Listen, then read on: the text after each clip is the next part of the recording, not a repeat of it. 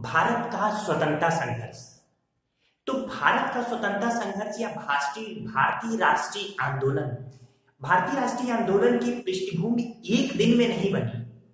ये जो अभी मैं भाग एक का लेक्चर ये आपसे डिस्कस कर रहा हूँ, इसे बेहतरीन ढंग से समझिए। इसका नोट्स ना बनाइए, अभी नोट्स बनाने के लिए इसके अन्य भागों में मैं आपको पूरा मौका दूंगा।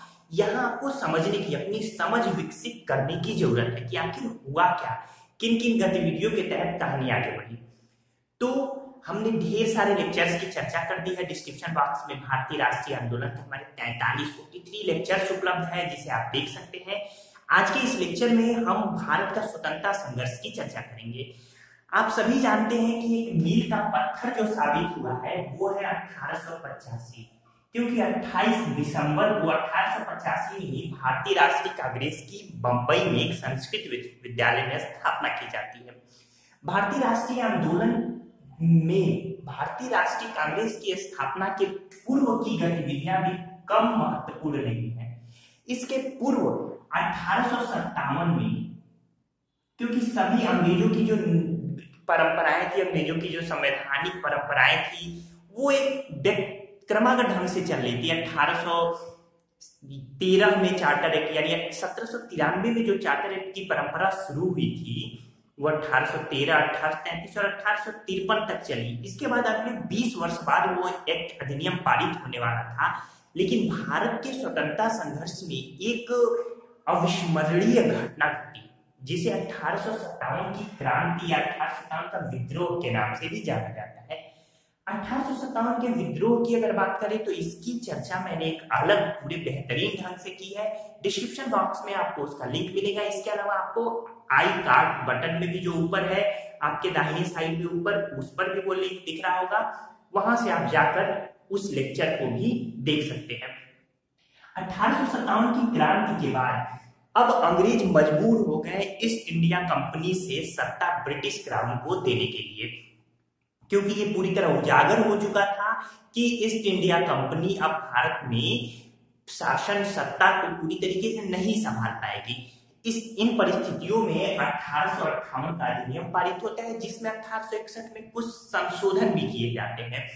इसके बाद तमाम परिस्थितियों में जब भारत में अकाल पड़ रहा होता है, तमाम परिस्थितियां होती है, उस समय 1876 में भारत में दरबार का आयोजन किया जाता है इलाहाबाद में, और उसमें महारानी को भारत की साम्राज्ञी घोषित किया जाता है, विक्टोरिया महारानी को, यानी इंग्लैंड की महारानी को। इन परिस्थितियों के बीच में अब जब भारत अकाल से जूझ रहा है, खाने को लिए यहाँ भव्य आयोजन करते हैं, तो जाहिर सी बात है कि जन चेतना में नकारात्मक भावना तो पैदा होगी ही आपके प्रति, यानी जन चेतना कहीं ना कहीं आपके विरोध में स्फुलित होगी, यानी आपके विरोध में फूटेगी, और हुआ भी वही। इसके बाद से 1876 के बाद से जन चेतना और बड़ी तेजी से आई।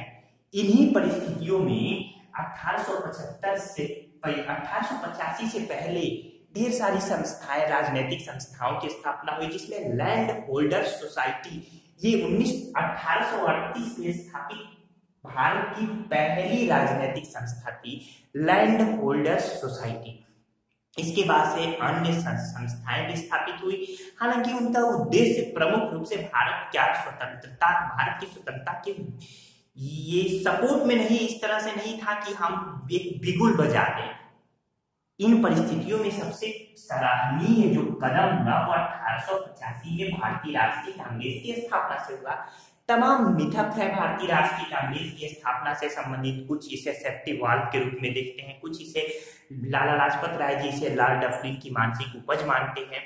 लेकिन भले ही ये जो स्थापना हुई एओ ह्यूम जी के नेतृत्व में भारतीय राष्ट्रीय कांग्रेस की, इस स्थापना में भले ही अंग्रेजों का जो भी हाथ रहा हो, लेकिन तत्कालीन परिस्थिति में ये तय था कि कोई भी भारतीय इस प्रकार की संस्थाओं की स्थापना अपने बलबूते पर, यानी बिना अंग्रेजों की सहायता से तो कतई नहीं कर सकता था, क्योंकि हमारे देश में अंग्रेजी सत्ता चल रही थी। इन परिस्थितियों में हमें एक मौके की तलाश थी। संभवतः वो मौका भी मिला। एओ ह्यूम जो रिटायर्ड अफसर थे, उनके थ्रू, यानी उनकी ओर से ये मौका मिला, और भारतीय कुछ प्रबुद्ध वर्ग ने इस मौके को भुनाने में कोई कसर नहीं छोड़ी। ये जो प्रबुद्ध वर्ग था, ये प्रारंभिक वर्ग था जिसे उदारवादी वर्ग के नाम से जाना जाता है। इस तरीके से भारतीय राष्ट्रीय कांग्रेस, ये जो आंदोलन है, इसे हम 3 चरणों में बांटकर देख सकते हैं। इन 3 चरणों में ही हम उदारवादी वर्ग से या उदारवादी चरण से शुरुआत करेंगे। तो सबसे पहले हम यहाँ इन तीनों चरणों को देख लेते हैं। तो भारतीय राष्ट्रीय आंदोलन के ये जो 3 चरण है, तो आप लिख सकते हैं, ये इसे अभी बस समझ लीजिए। पहला चरण तमाम किताबों में, तमाम पुस्तकों में अलग अलग तरीके से अलग अलग चरण के तारीख दी होती है, लेकिन यहाँ क्योंकि गांधी जी का आगमन 1915 में भारत में हुआ, लेकिन गांधी जी राजनीति में 1916 के बाद यानी 1917 से सक्रिय हुए थे, इसलिए पहला चरण 1885 से 1916 के बीच यहाँ हम लेके चल रहे हैं। दूसरा चरण जो है वो 1917 से लेकर 1935, क्योंकि 1935 में एक अधिनियम आता है, भारत सरकार अधिनियम। इसके बाद से परिस्थितियां कुछ ना कुछ बदलती हैं, क्योंकि 1937 में फिर भारत में चुनाव होते हैं। तो इसके बाद की परिस्थितियों को हम तृतीय चरण के अंतर्गत देखेंगे। ये तृतीय चरण 1936 से लेकर 1947 तक देश की आजादी तक चलता है।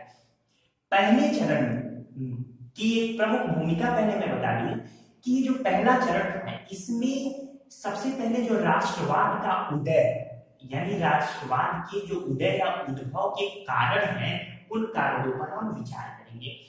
कारण मैंने अभी आपको तमाम कारण बताया। परिस्थितियां अंग्रेजों द्वारा ही रही, अंग्रेज इतनी लूट खसोट मचा रहे थे, भारतीयों की तरफ ध्यान नहीं दे रहे थे। यहाँ की शिक्षा व्यवस्था उन्होंने अंग्रेजी बना दी, चौपट कर दी। इसके अलावा यहाँ प्रेस की स्वतंत्रता बाधित हो गई। कृषक वर्ग अलग परेशान था, मजदूर वर्ग अलग परेशान था, बेरोजगारी बढ़ गई। सोने की चिड़िया कहा जाने वाला भारत अब उजड़ चुका था। भारत को महज एक कच्चा माल का स्रोत बनाकर रख दिया गया था। भारत के ही कच्चे माल से औद्योगिक क्रांति की इंग्लैंड में शुरुआत हो गई। दादा भाई नौरोजी सरीखे तमाम लोगों ने भारत के धन बहिर्गमन का सिद्धांत दिया कि किस तरीके से भारत का धन तेजी से भारत के बाहर जा रहा है। इन सब परिस्थितियों के बीच में राष्ट्रवाद का उदय तो महत ही आवश्यक था और हुआ भी। इन्हीं संदर्भों में इसके बाद से जब मैं डिटेल की चर्चा करूंगा तो कांग्रेस से पूर्व जो राजनीतिक संस्था है उनकी चर्चा करूंगा। इसके बाद से हम कांग्रेस, भारतीय राष्ट्रीय कांग्रेस देखेंगे, इंडियन नेशनल कांग्रेस। ये जो भारतीय राष्ट्रीय कांग्रेस है, इसे हम 2 भागों में बांट सकते हैं, यानी प्रथम चरण को हम 2 भागों में बांट सकते हैं। पहला चरण 1885 से 1905, ये उदारवादियों का चरण है, उदारवादियों का काल। उदारवादी कौन? तो कांग्रेस के अंतर्गत वो लोग, वो प्रबुद्ध वर्ग जो कि अंग्रेजों का सपोर्ट करता था, यानी उन्हें विश्वास था कि अंग्रेजी हुकूमत के साथ साथ चलकर ही हम अपनी जो डोमिनियन स्टेट का दर्जा है या जो अपनी व्यक्तिगत स्वतंत्रता है उसे प्राप्त कर सकते हैं। यानी यह अंग्रेजों से बातचीत करके समस्याओं को सुलझाने में यकीन रखते थे। इसके बाद से दूसरा चरण आता है 1905 से 1916 तक का। ये उग्रवादियों का यानी उग्र राष्ट्रवाद का काल है। तो जब उदारवादियों का काल चल ही रहा था, वो अंग्रेजों से बातचीत करके समस्याएं सुलझाने में विश्वास रख ही रहे थे, तो फिर इस चरण यानी उग्र राष्ट्रवाद के काल की आवश्यकता क्या पड़ी? क्यों इतने अंग्रेजों के खिलाफ बिगुल बजा?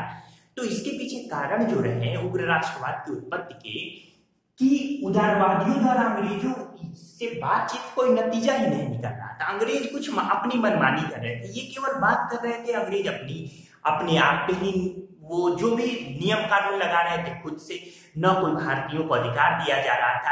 1892 का जो अधिनियम है उसमें भी कोई बहुत बड़ी बात नहीं की गई, कुछ बहस वगैरह पे अधिकार दिया गया, मतदान का अधिकार नहीं दिया गया। इसी तरीके से अन्य परिस्थितियां भी थी। फिर 1897 की परिस्थितियों में चापेकर बंधुओं की ये को फांसी दे दी गई, तमाम तरीके की परिस्थितियां रही। तो इन परिस्थितियों में अब कहीं ना कहीं उदारवादियों यानी एक विशेष वर्ग के प्रति कांग्रेस के अंदर ही एक अन्य वर्ग का रुझान कम होता है। उन्हें ऐसा लग रहा था बातचीत से समस्या सॉल्व होने वाली नहीं है, सुलझने वाली नहीं है, ये बेकार में अंग्रेजों से बातचीत करें, अब हमें इनके विरोध में उतरना चाहिए, हमें शस्त्र उठाने चाहिए। इसी की प्रतिक्रिया स्वरूप उग्र राष्ट्रवाद का काल शुरू होता है। तो इसमें आपने उग्र राष्ट्रवाद के काल की उत्पत्ति के कारण को आपने देखा। इसी समय उग्र राष्ट्रवाद में हम पढ़ेंगे बंगाल विभाजन, लॉर्ड कर्जन। अगर हम बात करें 1902 में लॉर्ड कर्जन ने रैली कमीशन लॉर्ड कर्जन लेके आया। फिर ये लॉर्ड कर्जन तत्कालीन समय भारत का वायसराय था। तो ये इन परिस्थितियों में 1904 में भारत विश्वविद्यालय अधिनियम पारित किया गया, जिसके तहत विश्वविद्यालयों पर सरकार का जो ये तंत्र था, यानी सरकार की भूमिका की एकदम बढ़ा दिया गया। अब विश्वविद्यालयों पे सरकारी नियंत्रण हो गया था। तो इन परिस्थितियों में 1903 में ये लॉर्ड कर्जन ने एक घोषणा कर दी थी कि ये जो बंगाल है, अब इस बंगाल का क्या होगा, इधर विभाजन किया जाएगा। ये बंगाल तत्कालिक बंगाल, इस बंगाल से असम तो पहले ही अलग हो गया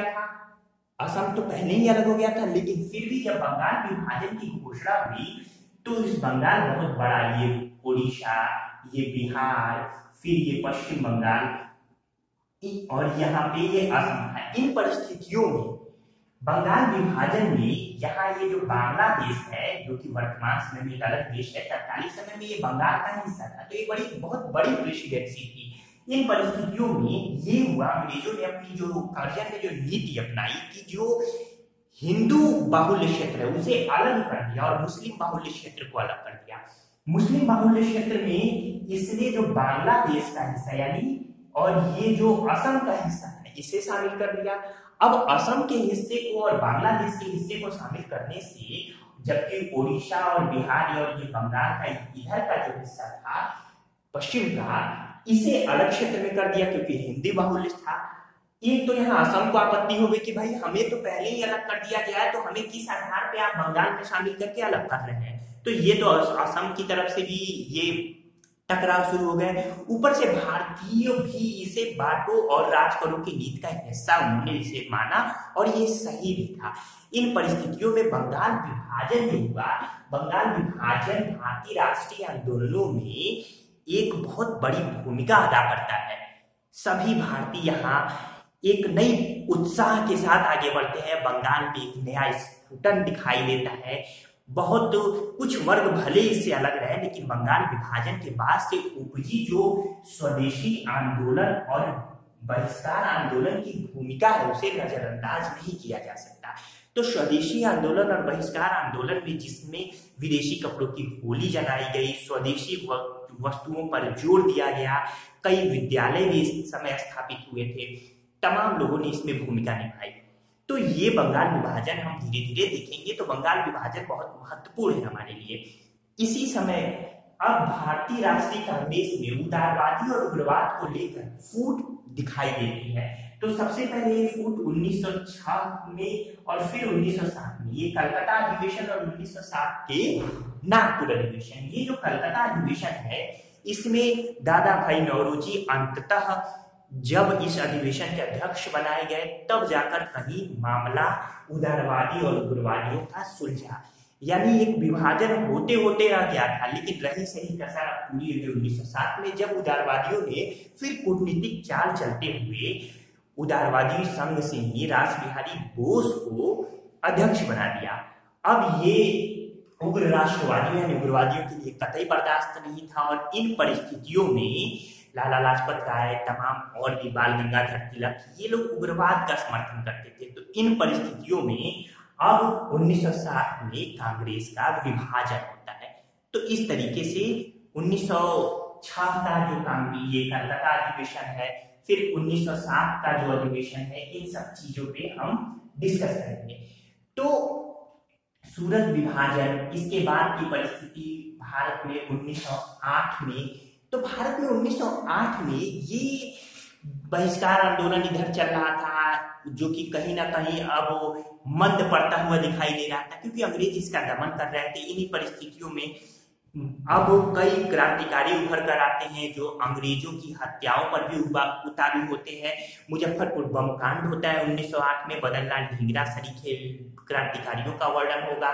तो इन परिस्थितियों में अंततः अंग्रेजों ने बंगाल विभाजन के बाद उपजी जो परिस्थितियां थी उसे दबाया और 1911 में दिल्ली दरबार का आयोजन किया गया। इस दिल्ली दरबार के आयोजन में बंगाल विभाजन को रद्द भले किया गया, लेकिन कहीं ना कहीं अब इन परिस्थितियों में इस भव्य दिल्ली दरबार का आयोजन प्रासंगिक प्रतीत नहीं होता था। तो इन परिस्थितियों में उग्र राष्ट्रवाद अब अपनी क्रमबद्ध रूप से आगे बढ़ रहा है। तो इन्हीं परिस्थितियों में 1906 में मुस्लिम लीग की स्थापना होती है, फिर कांग्रेस में फूट पड़ती है। इसके बाद से 1909 में मांटेगुलर सुधार आता है जिसमें मुसलमान वर्ग के लिए पृथक सांप्रदायिक निर्वाचन मंडल होता है। ये तो पूरी तरीके से तय हो जाता है कि अब भारत को द्विराष्ट्रीय तंत्र की तरफ आगे बढ़ने की परंपरा अंग्रेजों ने शुरू कर दी है। कहीं ना कहीं मुस्लिम लीग की स्थापना के बाद इसकी मांग भी जोरों से हुई। इसके बाद से दिल्ली दरबार 1911 में होता है। 1914 में फर्स्ट वर्ल्ड वार शुरू होता है, प्रथम विश्व युद्ध। लेकिन इसके पहले 1905 से 1916 के बीच में भारत के बाहर भी कई प्रकार की गतिविधियां होती हैं। इसके अलावा महाराष्ट्र में, बंगाल में, पंजाब में तमाम जगह क्रांतिकारी गतिविधियां दिखाई देती हैं। भारत के बाहर कनाडा कामागाटामारू प्रकरण हम देखेंगे। कामागाटामारू एक जहाज था। इसी तरीके से गदर आंदोलन की अन्य गतिविधियों पर चर्चा करेंगे। 1905 के आसपास लंदन में जो क्रांतिकारी गतिविधियां हुई श्यामजी कृष्ण उनके नेतृत्व में। फिर इसके बाद क्रमागत ढंग से भीकाजी कामा की गतिविधियों की चर्चा करेंगे। तो इस तरीके से भारत ही नहीं, भारत के बाहर भी ये स्वतंत्रता आंदोलन अब दिखाई दे रहे थे। यानी सभी एकजुट होकर अब अंग्रेजों के खिलाफ अपना बिगुल बजा रहे थे। इन्हीं परिस्थितियों में जब 1914 में प्रथम विश्व युद्ध शुरू हुआ तो अंग्रेजों ने भारतीय सेना को प्रथम विश्व युद्ध का हिस्सा बना लिया। भारतीयों को ये लगा कि कहीं ना कहीं चलिए ठीक है, कहीं ना कहीं अब अंग्रेज कहीं इसके बाद से भारतीयों को एक उत्तरदायी सरकार की दिशा में कदम आगे बढ़ाया, लेकिन हुआ नहीं ऐसा। इन्हीं परिस्थितियों में 1916 का लखनऊ पैक्ट और होम रूल लीग दिखाई देता है एनी बेसेंट और बाल गंगाधर तिलक की अगुवाई में। तो ये सब काफी महत्वपूर्ण रही। आयरलैंड की परंपरा के अनुसार गृह शासन यानी होम रूल एक डोमिनियन स्टेट का दर्जा, इसका लक्ष्य क्या था? यानी अंग्रेजों के अधीन ही स्वतंत्रता, अंग्रेजों के पूर्ण स्वतंत्रता की बात नहीं हुई होम रूल में, अंग्रेजों के अधीन ही डोमिनियन स्टेट यानी अंग्रेजों के अधीन ही स्वतंत्रता की बात हुई। इन परिस्थितियों में ये आपको प्रथम चरण दिखाई दिया। इसके बाद से अगर हम द्वितीय चरण की बात करें, द्वितीय चरण 1917 में ये दो भागों में बढ़ सकता है। एक भाग गांधीवादी युग होगा और एक भाग क्रांतिकारी आंदोलन और वामपंथी आंदोलन। ये वामपंथी, इसके बारे में मैं डिटेल बताऊंगा। वामपंथी आंदोलन भारत में एक तो कम्युनिस्ट यानी साम्यवादियों द्वारा प्रारंभ हुआ और एक समाजवादी। तो ये साम्यवादी क्या है, समाजवादी क्या है, पूरी चर्चा करूंगा। कुल मिला जुला के एक शब्द में समझ लीजिए कि वामपंथी जो तत्कालिक समय में सरकार के विरोध में थे, सरकार की गतिविधियों की पूरी तरीके से निंदा कर रहे थे, वो एक वामपंथ हो गया। और एक दक्षिण पंथ हुआ जो सरकार के साथ सहयोग की भावना रखते हुए भारत की स्वतंत्रता की ओर अग्रसर था। तो इस तरीके से जो सरकार के साथ सहयोग रखते हुए सुधार की आशंका यानी ये सुधार की उम्मीद कर रहा था, वो दक्षिण पंथी कहलाए। और जो सरकार के अगेंस्ट यानी विरोध में जाते हुए खुद को क्रांतिकारी गतिविधियां और अन्य गतिविधियों द्वारा भारत की स्वतंत्रता या अंग्रेजों के विरोध में था, सरकार के विरोध में था, वो वामपंथी कहलाए। तो सबसे पहले अगर क्रांतिकारी गतिविधियों की बात करेंगे तो हम इसमें हिंदुस्तान रिपब्लिक एसोसिएशन चंद्रशेखर आजाद की भूमिका में देखेंगे। फिर इसका नवीकरण हम हिंदुस्तान सोशलिस्ट रिपब्लिक एसोसिएशन के नाम से देखेंगे। इसी तरीके से सूर्य सेन के नेतृत्व में चटगांव का जो शस्त्र लूटकांड हुआ उसको हम ये देखेंगे। फिर भारत में साम्यवाद और समाजवाद की चर्चा करेंगे। इसी तरीके से 1923 में जो मोतीलाल नेहरू के नेतृत्व में स्वराज पार्टी का गठन हुआ था, ये स्वराज पार्टी का गठन कांग्रेस के अंतर्गत ही हुआ था। इसकी भूमिका क्या रही, इसकी भूमिका पर विचार करेंगे, क्योंकि चौरी चौरा कांड 1922 में होता है, जिसके बाद 4 फरवरी, याद रखिएगा चौरी चौरा कांड 4 फरवरी 1922 को होता है, 5 फरवरी नहीं। किताबों में, कई किताबों में भूलवश 5 फरवरी लिखा गया, दुरुस्त कर लीजिएगा 4 फरवरी।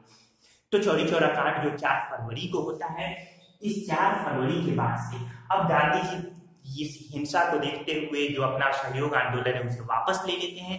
इन्हीं परिस्थितियों में कांग्रेस के अंदर भी गांधी जी की निंदा होती है, तो एक विशेष वर्ग अपना अलग प्रभुत्व बनाता है, जो कि विधान परिषदों में शामिल होकर सुधार चाहता है, जबकि एक अन्य वर्ग है जो विधान परिषदों में शामिल नहीं होना चाहता।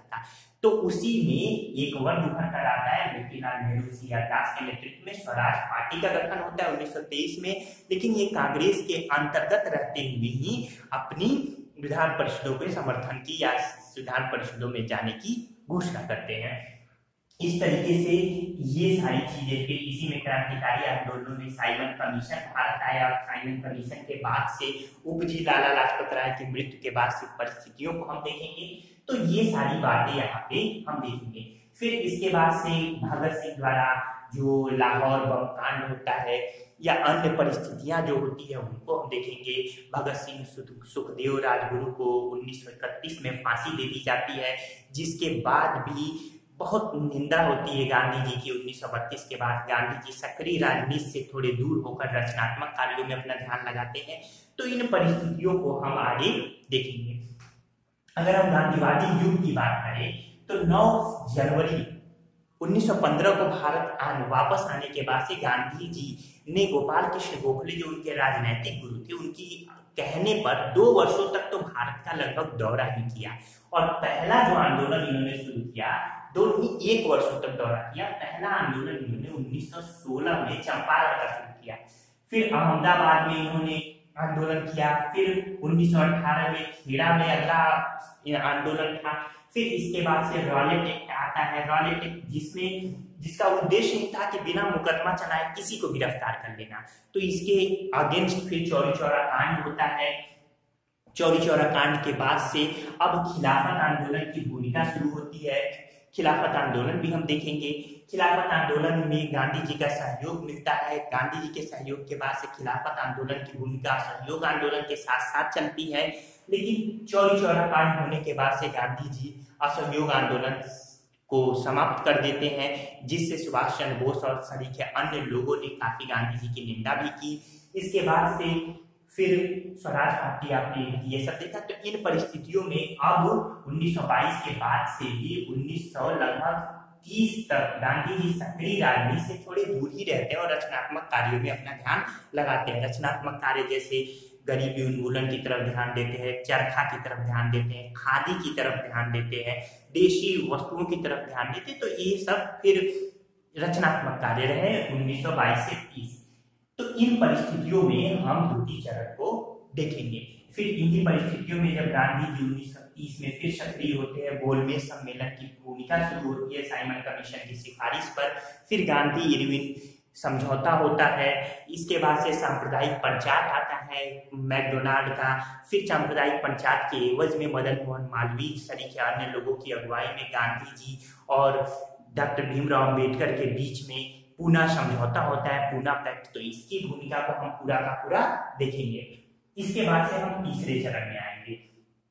तीसरा चरण, इस समय भारत में साम्यवादी, समाजवादी ये सब की गतिविधियां भी तीव्र होती हैं। समाजवादी एक संस्था का गठन होता है भारत में, जिसे हम देखेंगे।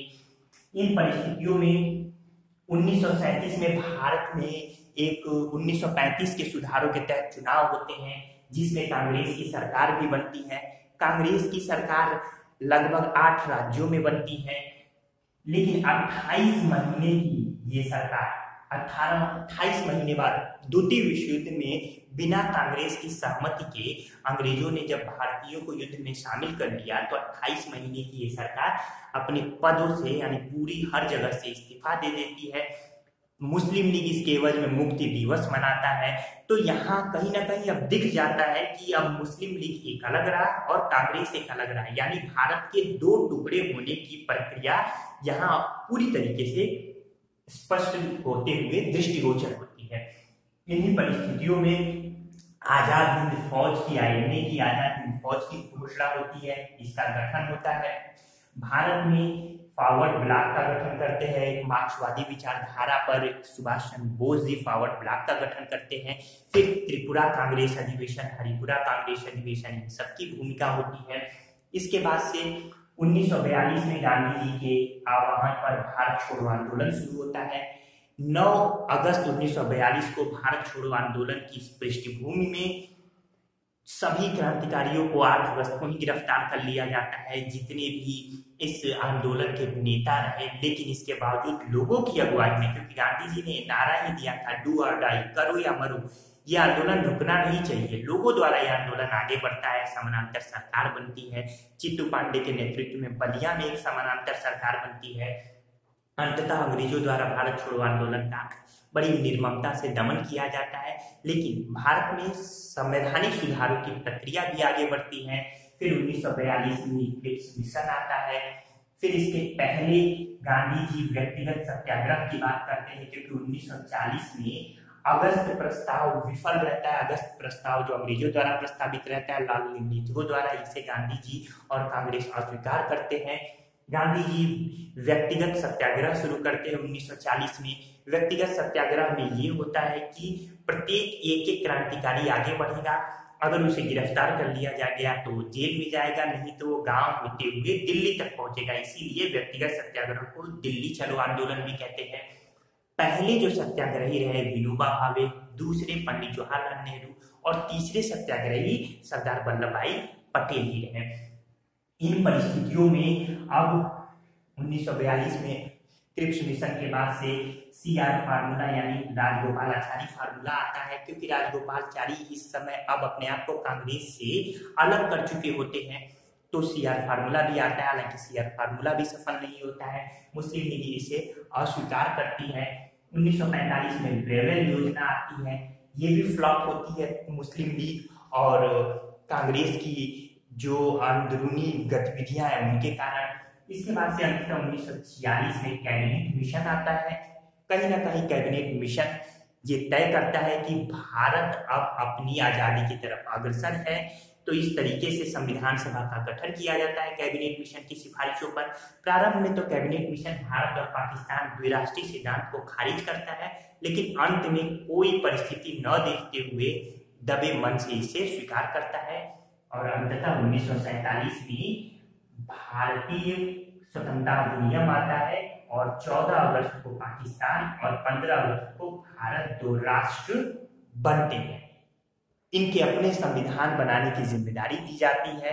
भारत का संविधान अंततः 26 नवंबर 1949 को बनकर तैयार हो जाता है। इसे अडॉप्ट किया जाता है, अंगीकृत किया जाता है। बहुत सारे अनुच्छेद 26 नवंबर 1949 को भी स्वीकार कर लिए गए, लेकिन पूर्ण रूप से 26 जनवरी 1950 को भारत का संविधान पूर्णतः लागू होता है। तो इस तरीके से ये परिस्थितियां जो 1930 से उभरी थी, पूर्ण स्वतंत्रता की परिस्थितियां अंग्रेजों की विरुद्ध पूर्ण स्वतंत्रता, कांग्रेस ने 1929 के जो अपने अधिवेशन है दिसंबर के अधिवेशन में उसमें पूर्ण स्वतंत्रता को ही अपना लक्ष्य बनाया। ये लक्ष्य अंततः 1947 में पूर्ण स्वतंत्रता पूरा होता है ये लक्ष्य, और हम डोमिनियन स्टेट से बाहर निकल के अपना संवैधानिक यानी अपना संविधान रचते हैं 26 नवंबर 1949 को, और भारत 26 जनवरी 1950 को पूर्ण रूप से गणतंत्र देश घोषित यानी रिपब्लिक कंट्री घोषित होता है। तो सबसे बड़े संविधान की रचना होती है भारत की। इन परिस्थितियों के बीच में 14 अगस्त को जिन्ना जी ये गवर्नर जनरल बनाए जाते हैं पाकिस्तान के। इसके अलावा भारत के गवर्नर जनरल माउंटबेटन ही रहते हैं। तो इन परिस्थितियों में अब ये पूरा का पूरा भारतीय राष्ट्रीय आंदोलन की एक भूमिका की चर्चा की, ये कॉन्सेप्ट उम्मीद है आपको पसंद आया होगा। तो ये हमारा भाग 1 है। इसके बाद हम क्रमागत ढंग से एक एक कॉन्सेप्ट की चर्चा करेंगे, आप नोट्स बनाएंगे इसके बाद से, और हम एक एक पॉइंट लेकर, एक एक हेडिंग लेकर उनकी चर्चा करेंगे। कुछ नोट्स आपके स्क्रीन पर भी आएंगे ताकि आप मुख्य परीक्षा लिख सके। और इस तरीके से मुझे उम्मीद है कि हमारा भाग 1 आपको बेहतर लगा होगा। अगर अब तक आपने चैनल सब्सक्राइब नहीं किया है तो कर लीजिए और चैनल को यानी इस वीडियो को लाइक भी कर दीजिए, तब जाके आप अगले भाग की तरफ बढ़ते हैं।